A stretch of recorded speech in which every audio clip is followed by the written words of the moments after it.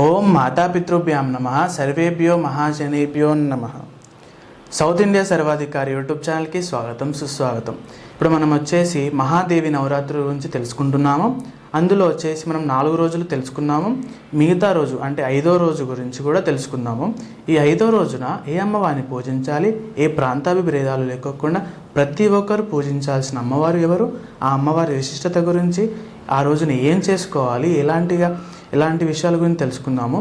ఈ అన్ని విషయాల గురించి కూడా గురుగారి మాటల్లో తెలుసుకుందాము. గురుగారు నమస్కారం అండి. అందరికీ శుభాశీస్సులండి. మనం చెప్పుకోబోయేటువంటి ఈరోజు అమ్మవారు మహాలక్ష్మి అమ్మవారు. ఈమె మాయాలక్ష్మి. మొదటిగా ఈమె జన్మించినటువంటి అవతార రూపం మాయాలక్ష్మి.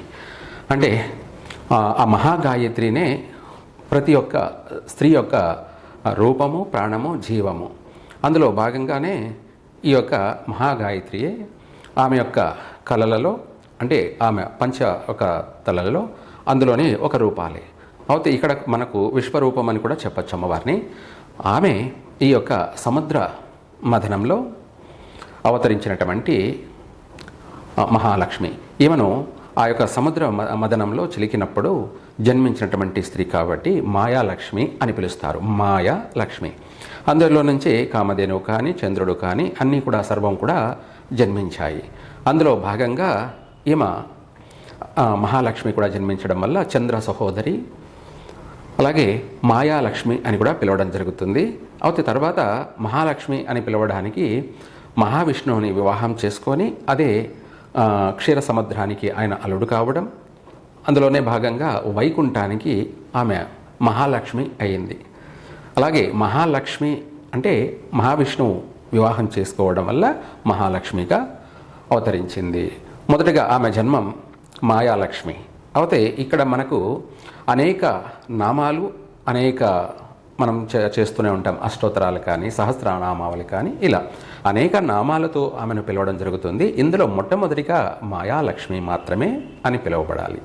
అయితే ఈమె యొక్క చెప్పాలంటే ఆమె గురించి అనంతం విశేషం.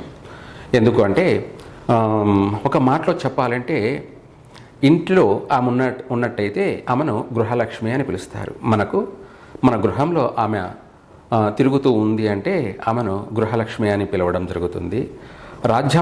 రాజ్యాన్నంతా కూడా ఆమె ఆవహించి ఉన్నది అంటే ఆమెను రాజ్యలక్ష్మి అని పిలుస్తారు. గృహలక్ష్మి, రాజ్యలక్ష్మి, ఇలా అనేక నామాలతో పిలుస్తుంటారు.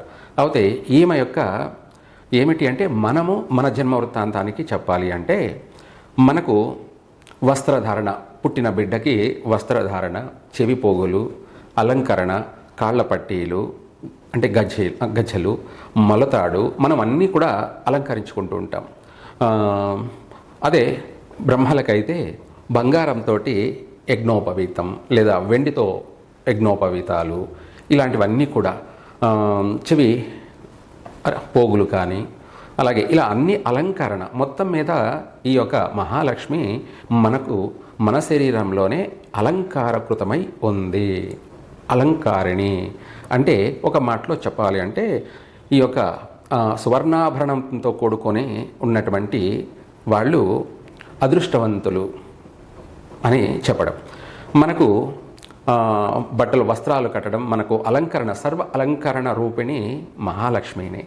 మనకు ఎప్పుడైతే అలంకరణ చేస్తామో అమ్మాయినైతే మహాలక్ష్మిలాగా ఉన్నావు అని చెప్తాం, అబ్బాయి అయితే లక్ష్మీపుత్రుడు లాగా ఉన్నావు అని చెప్పేసి అదృష్టవంతుడివి అని కూడా చెప్తూ ఉంటాం.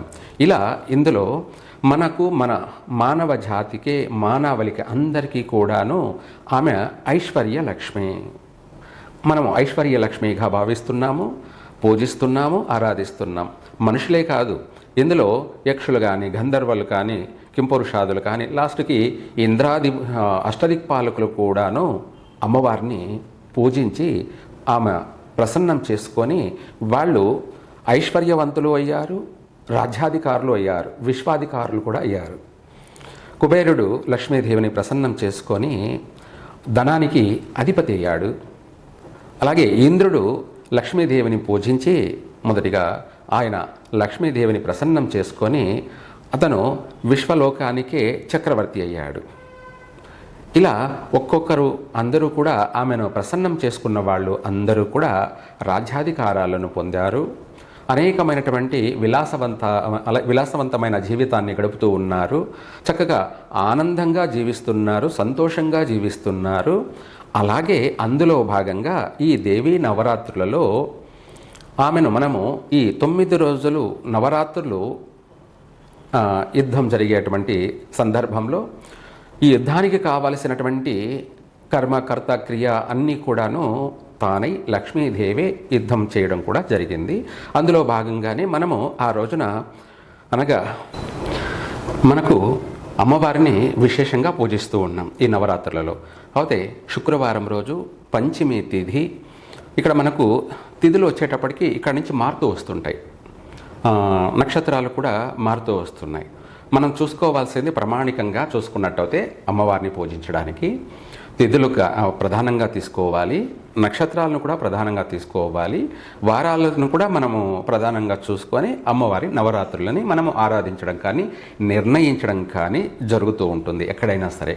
అయితే అలా కాకుండా మనం చెప్పే విధానంలో శాస్త్రయుక్తంగా అమ్మవారు మొదటిగా ఎవరు, తర్వాత ఆ యొక్క మెయిన్ ప్రధానమైనటువంటి అవతార రూపాలు ఎలా ధరించింది, ధర్మ సంస్థాపనార్థాయ సంభవామి యుగే యుగే అన్నట్టుగా అవసరాన్ని బట్టి ఏ రూపాన్ని అవతరించాలనో అంటే ఏ రూపంలో జన్మించాలనో ఆ విధంగా ఆమె జన్మిస్తూ వచ్చినటువంటి ప్రధానమైనటువంటి రూపాలను మాత్రమే మనం ఇక్కడ పూజిస్తాం. 9 రోజులు కూడా అనేక పేర్లు ఉంటాయి, కానీ అందులో ప్రధానమైన దేవతలు మాత్రమే ఈ నవరాత్రుల్లో పూజించడం మనం చేస్తూ ఉంటాం.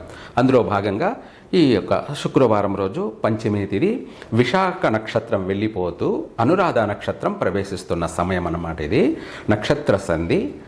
అలాగే తిథి పంచమి తిథి శుక్రవారం. ఈ యొక్క మహాలక్ష్మి అమ్మవారిని ఈ రోజున విశేషంగాను పూజించడం, అలాగే ఒక మాటలో చెప్పాలంటే మన యొక్క దరిద్రాన్ని ప్రక్షాళన చేసుకోవాలి అనుకున్న వాళ్ళు ఎవరైనా సరే లక్ష్మీ అనుగ్రహం పొందుతారు. వాళ్ళే లక్ష్మీపుత్రులు అవుతారు. సాక్షాత్తు తన ఇంటి ఇల్లాలు కానీ తన కూతుర్లు కానీ వీళ్ళనే లక్ష్మీదేవిగా కూడా భావించవచ్చు. అంటే ఈ నవరాత్రుల్లో కూడా తన పిల్లల్ని దేవతలుగా కూడా పూజించవచ్చు, భార్యని కూడా లక్ష్మీదేవిగా తనను ప్రేమించవచ్చు. అటువంటి ఈ నవరాత్రుల్లో అలా చేసినట్టయితే వాళ్లకు మంచి యోగం సిద్ధిస్తుంది. మంచి యోగము, భోగము, సర్వసౌఖ్యము అన్నీ కూడా కలుగుతాయి. ఇది ప్రతి ఒక్కరూ చేయాల్సినటువంటి పని. నవరాత్రులలో ఈ శుక్రవారం రోజున అమ్మవారిని అనేక పుష్పాలతో కూడా, ఆమెకు ముఖ్యంగా చెప్పాలంటే తామర పుష్పాలు, కలువు పూలు ఇవే కాకుండా పారిజాత పుష్పాలు కానీ ఈ లక్ష్మీదేవికి అనేక పూలతో పూజించినట్టయితే వీటినే కాకుండా మనకు వజ్రాలతోనూ ఆ రోజు పూజించాలి. వజ్రాలు అనేటప్పటికీ భయపడిపోకండి, ఎందుకంటే అవి అత్యంత ఖరీదైనటివి కాబట్టి. కాకపోతే అందులో కూడా క్రిస్టల్ స్టోన్ లాంటివి ఉంటాయి. స్తోమత ఉంటే వజ్రంతోనే పూజించారనుకోండి, వాళ్ళ యొక్క జీవితము, వాళ్ళ కుటుంబ యొక్క ఇదే కాకుండా వాళ్ళ జన్మలు అంటారు 7 జన్మల వరకు లక్ష్మీ అనుగ్రహం కలుగుతుంది. వజ్రాలతో పూజించడం అంటే మామూలు విషయం కాదు. అందుకు ఉన్నవాళ్ళు వజ్రాలతో పూజించవచ్చు, లేని వాళ్ళు అదే వైట్ క్రిస్టల్ స్టోన్తోనూ పూజించవచ్చు. ఆ రోజు అమ్మవారికి తిలకం కూడా వజ్రంని తిలకంగా పెట్టి అమ్మవారిని వజ్రాలతో పూజించి, అలాగే అనేక పుష్పాలతోటి తామర పూలు, కలువ పూలే కాకుండా పారిజాతాలు, వాటితో పాటు ఇంకా అనేక పూలతో కూడా అమ్మవారిని పూజించి ఆ రోజున అమ్మవారికి పాలు నైవేద్యంగా పెట్టాలి.